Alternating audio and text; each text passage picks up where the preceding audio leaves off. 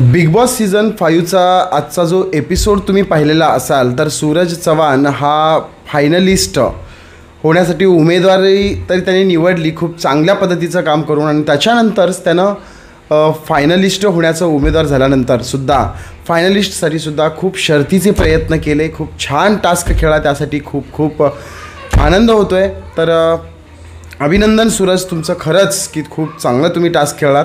आता सगळ्यात महत्त्वाची गोष्ट म्हणजे कालचा एक जो एपिसोड झाला होता त्यामध्ये जे पॅडी दादांचं जे इविक्शन झालं होतं ते इविक्शन झाल्यानंतर अनेक लोकांचे मी कमेंट्स पाहिले की जो सूरज चव्हाण आहे तो सूरज चव्हाणला यांनी सपोर्ट केलं होतं किंवा सूरज चव्हाण हा सिम्पॅथी कार्ड वापरून पुढे जातो आहे. बऱ्याच काही असे कमेंट्स येत राहतात.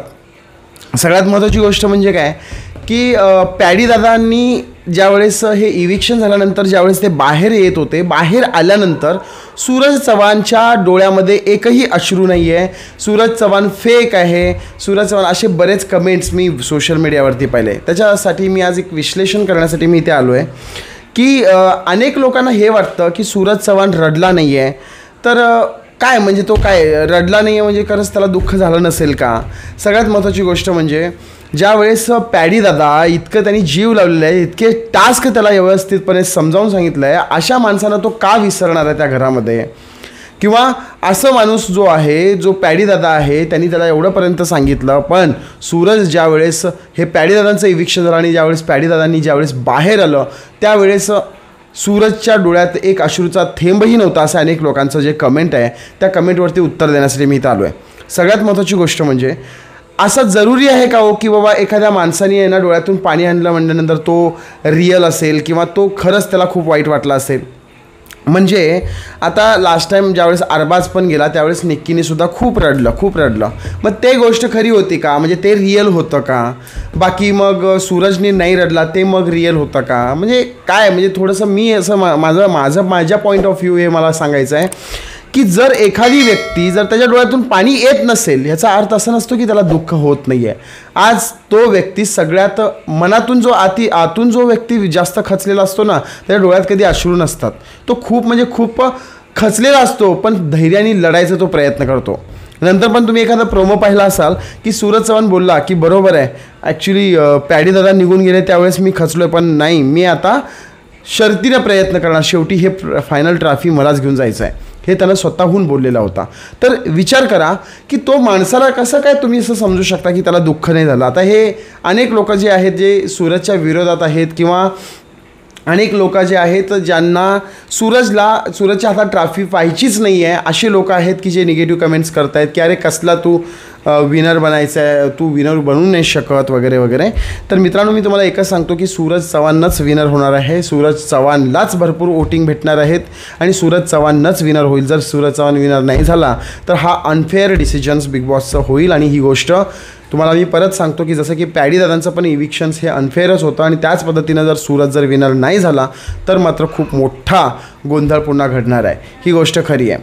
आजचा जो टास्क तुम्ही पाहिलात आणि आणखी एक गोष्ट मला आवर्जून सांगायची आहे की सूरज चव्हाण हा सिम्पतीमुळे पुढे आला आहे की तो गरिबी कार्ड वापरतो वगैरे. मित्रांनो गरिबी कार्ड सिम्पत्ती हे गोष्ट कशी असते माहिती आहे का? ज्यावेळेस तुम्ही बिग बॉसच्या घरामध्ये बिग बॉसचा शो पाहताय, हा बिग बॉसचा शो ह्यासाठीच बनवला आहे की रिॲलिटी शो ह्याच्यासाठी आहे की तो व्यक्ती जीवन म्हणजे त्याच्या रिअल लाईफमध्ये तो कसा आहे ना हे ॲक्च्युली सगळ्या जगाने त्याला पाहत असतात आणि याच्यावरूनच ठरत असतं की तो काय सक्षम आहे. आणि आज तुम्ही जर टास्कच्या बाबतीत बोलत असाल ना तर सर्वोत्कृष्ट खेळाडू म्हणून सूरजनी बिग बॉसनी सुद्धा तुम्हाला आज अनाऊन्स केलेला आहे, तुम्ही बघून घ्या. त्याला टास्क कळत नाही याचा अर्थ नाही, म्हणजे तो बोलला नाही याचा अर्थ तो व्यवस्थित नाही आहे असं नसतं. तर तो टास्क व्यवस्थित खेळतो, प्रत्येक गोष्टी तुम्ही पहा, त्याच्या सगळ्या गोष्टी तो एकदम बारकाईने मन लावून खेळत असतो. म्हणजे सूरज चव्हाण हा प्रत्येक गोष्टी समजून घेतो. आजचाच एक टास्क होता की जो झेंडे आणायचे होते तो 20 झेंडे घेऊन आला, पण तो पण थकला होता. प्रत्येक करतात हे सगळं तो ऑब्झर्व केला आणि तो केला. यावेळेस त्यांनी कोणी विचारलं पण होतं ना की अरे काय करायचं आहे, किती टायमिंग संपलं का, टायमिंग आहे, म्हणजे तो कन्फ्युजन होत होता. तर तरीसुद्धा तो एक गोष्ट चांगलं केला की तो नाही, तो आणला झेंडे सगळे आणि तो विनर झाला. म्हणजे फायनल कंटेस्टंट जो आहे तो तिकीट टू फायनल याचा तो उमेदवार बनला. आता आणखी एक गोष्ट म्हणजे एक ज्यावेळेस जे इविक्शन झालं, ज्यावेळेस पॅडीदानाचं इविक्शन झालं, त्यावेळेस सूरज चव्हाणनी रडला नाही. हा एक जे विषय आहे ना, तुम्हाला एक सांगतो की तो मनातून खूप खचला होता.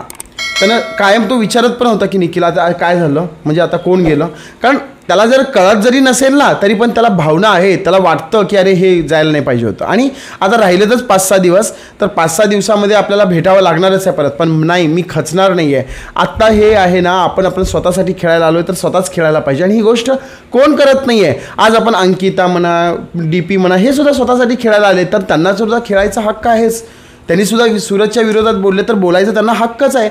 असं नाही आहे की फक्त सूरजच्या बाबतीतच त्यांनी चांगलं डिसिजन घ्यावं असं नाही. तेही पण स्वतः खेळायला आले, त्यांनी सुद्धा विनर होण्यासाठी चालले, ते सुद्धा विनर व्हायलाच पाहिजे. तर माझा एवढंच सांगायचा उद्देश आहे की सूरज हा फेक पर्सनॅलिटी नाही आहे. सूरज हा बेस्ट आणि बेस्ट उत्तम खेळाडू आहे आणि उत्तम खेळत आहे तो. त्याला प्लीज कृपा करून सपोर्ट करा मित्रांनो. तुमच्या सपोर्टशिवाय तो पुढे जाऊ शकणार नाही आहे. आणि सिम्पती म्हणून नाही आहे, त्याचा गेम पहा. तुझा गेम एकदम परफेक्ट गेम आहे. तो चांगलं खेळत आलेला आहे आणि खरंच तो खूप मेहनत करतो या गोष्टीसाठी. खूप शून्यातून आलेला हा मुलगा आहे आणि व्यवस्थित असा हा गेम खेळत आहे. मला तर असं वाटतं की सर्वात बेस्ट खेळाडू हा बिग बॉसच्या घरातील तोच आहे. त्याच्यामुळे कृपा करून तुम्हाला मी रिक्वेस्ट करतो, त्याचा खेळ बघून आणि त्याच्याकडे पाहूनच तुम्ही कृपा करून त्याला वोट करा.